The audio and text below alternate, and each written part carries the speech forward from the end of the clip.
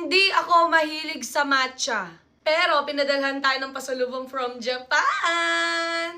So, syempre, itatry natin to lahat, no? Okay, itry na natin ang almond. Ooh. Hala, ang cute! Ayan guys, so green lahat. Tikman na natin. Yung pagkamatcha niya, malalasahan mo sa huli. Dive Jam 9 out of 10. Next! Macadamia! Ito, no? Hala! Green lahat! Hindi halata sa damit ko, te. First bite.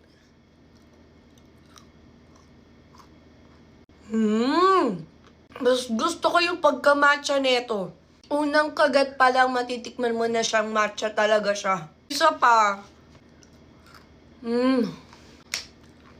Ang sarap. 100 out of 10. Inom muna tayo ng matcha latte.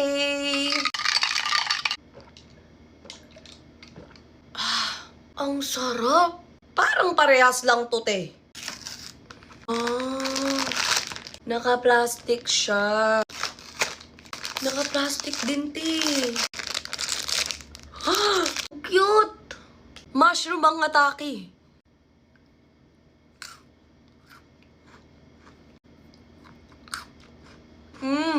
Next! Ang cute din nito, oh. Paano magkalasa? 9 out of 10. Tan!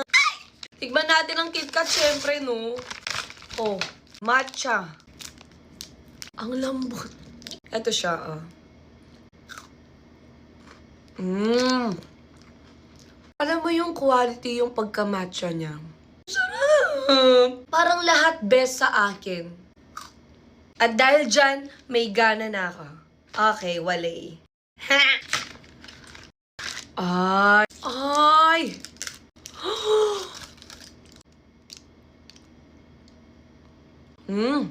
Para siyang nagme-melt sa bibig ko, te. 100 out of 10. Meiji. Wow! I love the packaging. Tayo ng isa, guys. Ay, hindi siya green. Hindi siya green.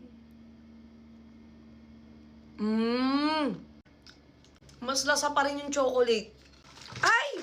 Ang lala, maglilinis ka pati. 5 out of 10. Last but not the least, ang ating choco pie. This one.